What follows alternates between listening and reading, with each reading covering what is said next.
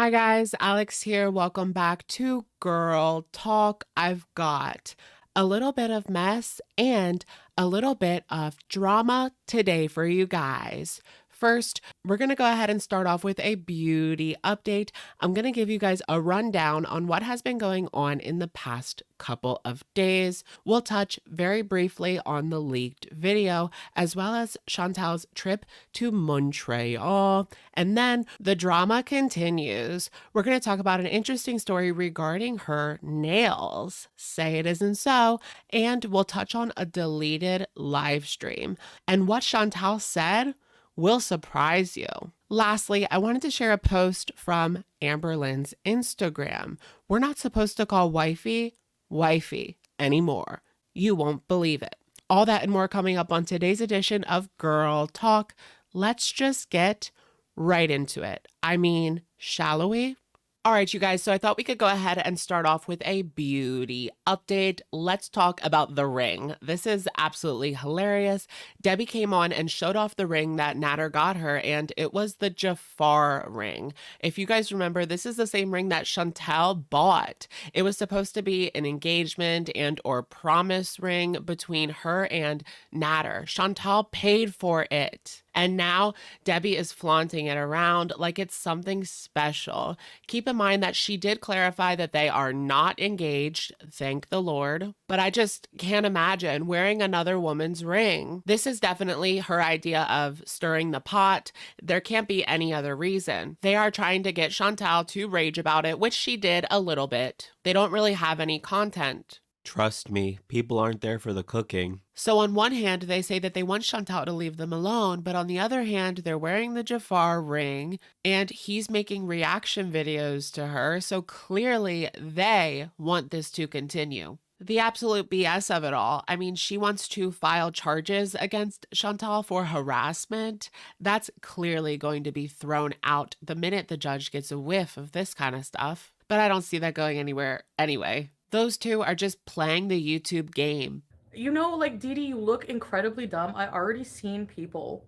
I feel for you, but you look like a clown. On Monday, Chantal went to Montreal, and we always get suspicious as a community what she is doing in Montreal because of the fact that they live there, but it doesn't seem like anything came of that. It just doesn't make sense to me. Like, she lives 2 hours away, and if you were frightened of this man, if you didn't want to be anywhere near this man, why would you go on a trip there just for fun? She was just talking about getting a restraining order. I have to say, I spent an embarrassingly long amount of time trying to analyze this picture and look for some reflections, but to no avail. She simply had a nice day. I guess. I mean, I have my doubts that she was there with family, but there have been rumors in the past, and I saw this popping up yet again, that Natter's channel is actually a brand account of Chantal's FoodieBeauty channel, meaning that it is under her account. I don't think that this is true. There is a clip floating around of Pete's saying, yeah, my channel is my own, while his channel is underneath Chantal's channel. I don't think that that is true anymore. Although it is possible, I just think that Chantal, in one of her rages, would delete his channel and change her password. That would have definitely happened by now. And if you remember, during March, when her channel was taken away, Natter's channel was still going on. And I did look it up on Google. If one of your channels gets terminated, the other channels are deleted as well. So it is my belief that Natter's channel is his own channel, but that could always be wrong.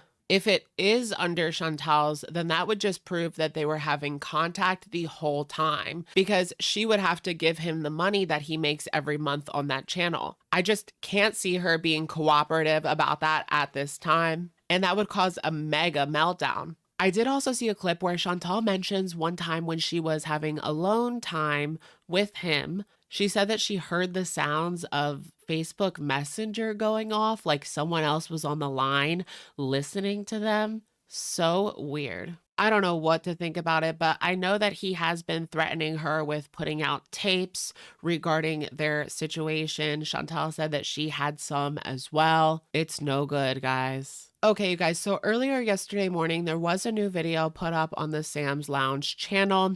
This was actually a continuation of the events that took place on April 2nd. That took a while to click for me, but just think about it, like, Debbie had to go through this for what seems like hours while we are watching it in chunks, and even that is too much. Natter is still going off. He won't stop saying, "Look at me." He's still angry because Debbie just stood up for herself, really. She kept calling him a coward. Debbie asked what she did to deserve this, and he asked why did she ask him to come here. She responds by saying that it was to help him. I can't help but find so many correlations between this relationship and the one that was between him and Chantel.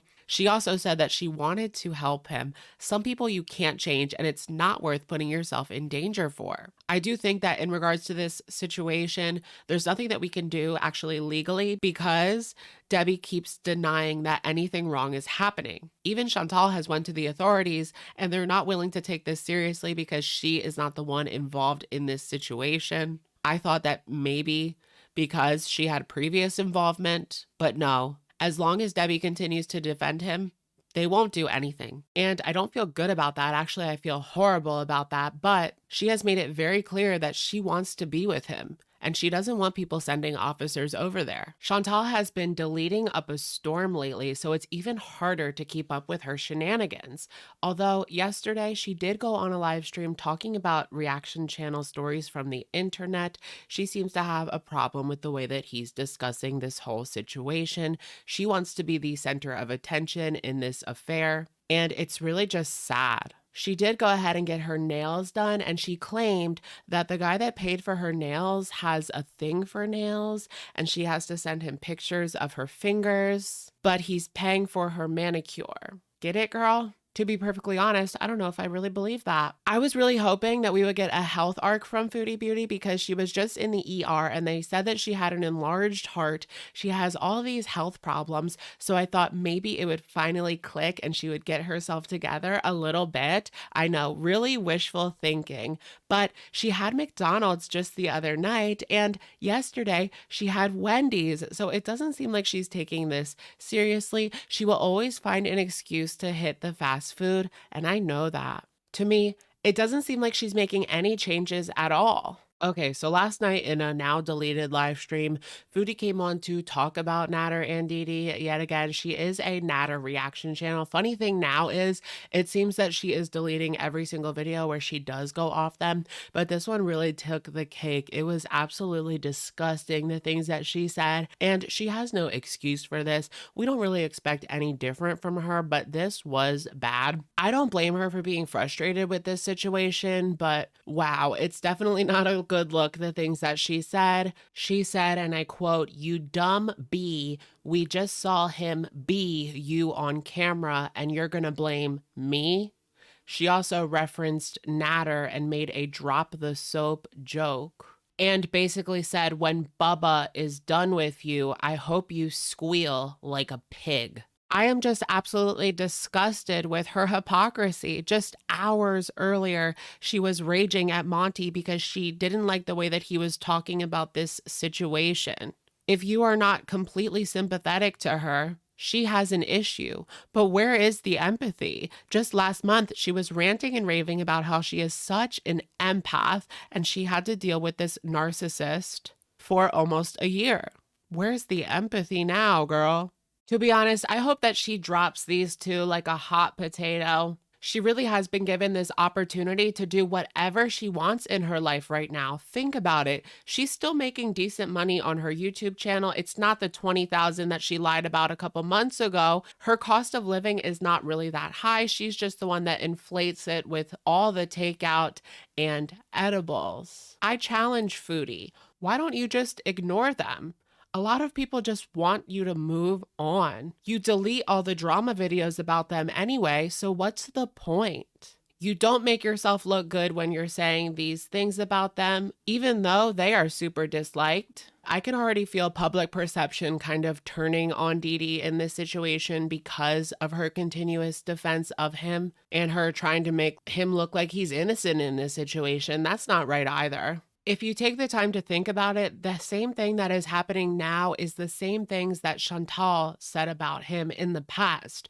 People were really angry with Chantal for sticking by his side and defending him. The only difference now is that it is on video. I get the feeling that Chantal might feel kind of stuck right now. Her views have been quite low for her lately, and it's too hard for the average person to follow hours and hours every single day. Chantal is live right now in a stream entitled Get Ready With Me, and I have the breaking news for y'all. She says that she is going to be going to the vet on Thursday at 2:30. So don't forget that, folks. Tomorrow she will clean her whole house. So don't forget that, folks. She also has a clip of the Turkish guy.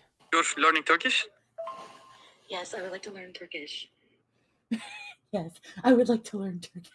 What do you guys think? Chantal has been trying to renew interest in her channel by talking about these dates that she has been going on, but a lot of people don't believe them. I think people want to see her bring another man on her channel, but would that be a mistake? Who's to say? So today she is going to Montreal again. She wants to go to a boutique, and she might see a friend, someone she knows from Katimovic. She is also seeing a man that is working in Gatineau and Montreal. He is Moroccan. So supposedly she has a date with a businessman. Right. Why is she always so sus? And why go to Montreal again?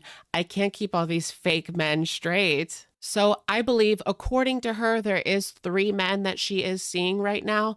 There's the Turkish guy, there's the Indian British guy who she went on a date with, and now there is this Moroccan man. And yes, I do find it weird to refer to your men by their country of origin. But that's Chantal for you. Ha, ha, ha, ha, ha, ha, ha, ha. All right, you guys, so I thought we would finish up the video with this hilarious Instagram post from Amber Lynn. This is a public service announcement from yours truly. Do not call wifey, wifey. Does wifey find out about your binges? To which Amber replies, I'm always honest with her about everything. This includes when I binge. Edit, please stop calling her wifey, as that is not who she is or what she goes by. Just simply call her my girlfriend for now. Thanks. So I don't know what's going on behind the scenes. Just a couple of days ago, she was talking about saving money for a wedding between her and wifey.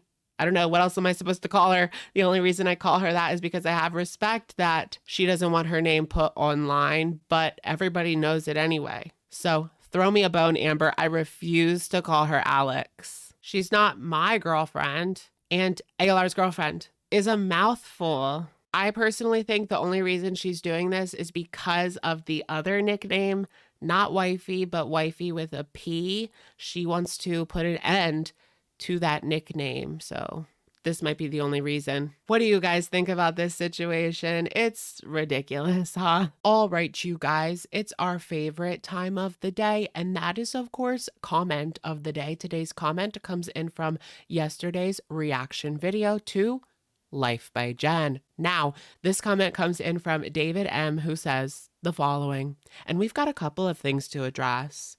Jen's keto journey was truly iconic, making fat bombs and chaffles every other day, majoring mozzarella. Oh my God, it took me an embarrassing long time to figure out what that meant.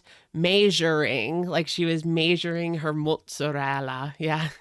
Oh my gosh, when it comes to Life by Jen and her keto, that was such an interesting time. She never really did the keto right. I have seen people that do practice keto criticize her keto, and I just get the feeling that she thought that this was a free pass for her to eat as much as she could, because she would have had to eat a ton of calories to maintain over 600 pounds. For some people, that would almost be impossible. Like right now, I eat pretty much whatever I want, but somehow I've been able to maintain somewhere in the 170s. I think I just have a pretty decent metabolism. I also saw quite a few comments mentioning sweet bologna, and they just didn't understand it. Do you guys know, is that a Pennsylvania only thing? It's not really that sweet. If you can get your hands on some sweet bologna, I suggest trying it. It is really good. It is my favorite lunch meat by far. I'm not really a huge fan of lunch meat, but sweet bologna is so good. It's way better than Oscar Mayer. Trust me. Y'all should give it a try. Anyways, enough about sweet bologna. That's going to be it for today's video. Let me know what you guys think in the comments down below. And I will, of course, catch you guys in the next one. Bye, guys.